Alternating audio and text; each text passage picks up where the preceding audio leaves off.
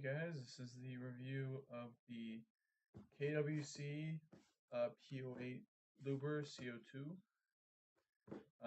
It just comes in a normal box, flashy icons, which are actually, I'm reading upside down, they actually seem to be pretty spot on. I don't know what the joules, the FPS is, well 1.3 joules in FPS is, but everything else is basically correct, but not really important. So, good box, comes with a manual. Mostly just Chinglish, but it does have a full breakdown. Of the gun. It gives you quick disassembly tips, hop up, loading CO2 in, even where to put silicone oil in your gun. So yeah, it's a pretty okay manual. And then we have the box, which comes with 100 BBs, pointless, throw them away. And a Allen wrench key that would have come in this bag. The Allen wrench key is what you use to take off the CO2. So what happens is down here you got this little Allen wrench spot. You stick this in and you use it to tighten or loosen the CO2 that's inside the magazine. And then you have your gun. Packaging is pretty good. It's basically the normal KWC packaging. Considering it arrived from Hong Kong, so they had to buy from Red. What was it called? Red Wolf Airsoft. They were the only ones selling it at the time. So considering it survived the trip, I think the packaging is pretty good. So now we have the gun. So we have a mag release right there. Push that. Magazine comes out.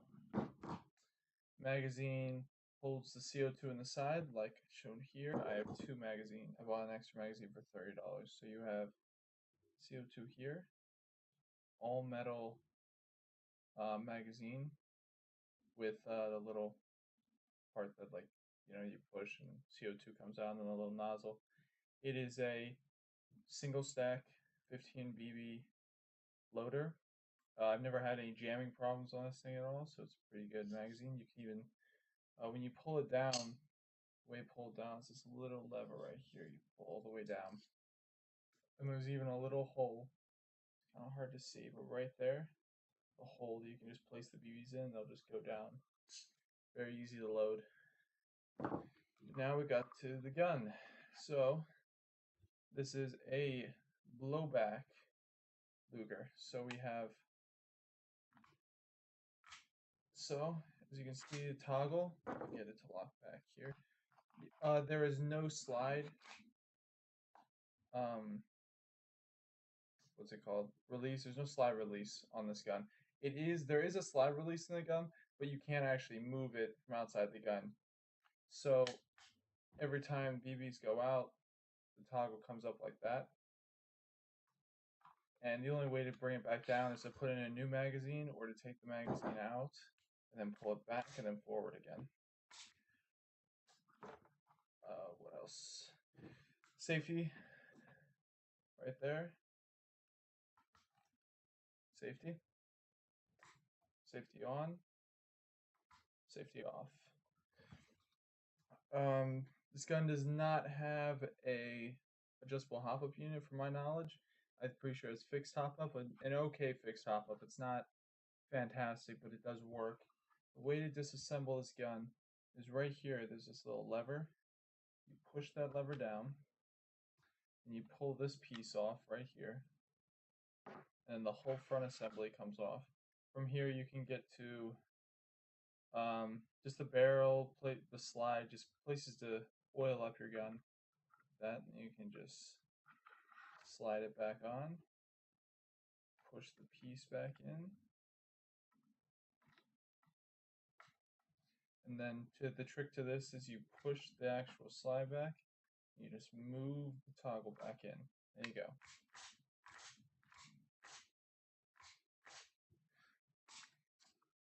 It has KWC trademarks. It's got it's very hard to see, but it's a very small KWC, made in Taiwan, little silver strip, and then on this side it says caliber 6 millimeter.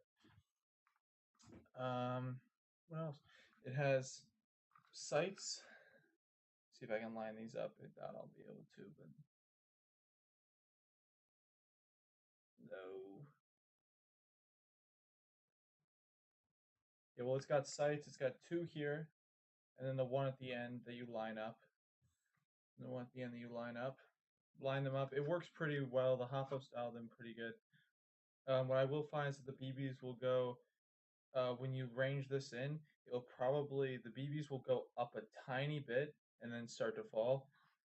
This gun isn't very good for range, and in fact, I wouldn't really suggest this gun for actual use, considering it has a track record of jamming, even though it hasn't happened with me. It's got small magazine, and also just the way the hop up adjusts, how you can't adjust the hop up at all. It's kind of hard to get maximum effective range. But I do recommend this gun for a replica. If you just like the way that Lugers look with a toggle, and you don't want to deal with the WE one, which has a lot of mag leaking issues, you can pick up one of these at Red Wolf Airsoft for only $90, not including the $50 of shipping, but that's beside the point. Right back here, there's a little place you can put a sling mount right there.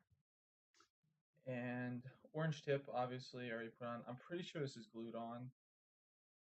So you probably take that off if you wanted to. The trigger isn't fantastic. The trigger's okay. You can actually see it right here. There's a little spring right behind the trigger, and you can actually see it. And I don't really like that. On top of that, it just kind of feels a little off. You can still do it, fire the gun fairly quickly, but it doesn't really feel like it's registering when you do it. Let me show you what the action will look like if you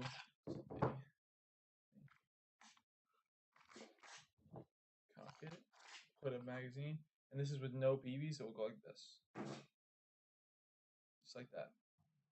And we'll lock back. Obviously, if there were BBs in it, it would keep cycling forward and back until it was out.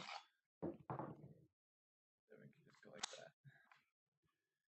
So I do recommend this gun fully. I'm really having a good time with it. I'll probably try to use it in a game, maybe. Depends if I can get it very accurate. I've been using .25s, and it's been working pretty well, but I might try some .2s or .23s to get it the accuracy as high as I possibly can. But yeah, totally recommend this gun, and thanks for watching.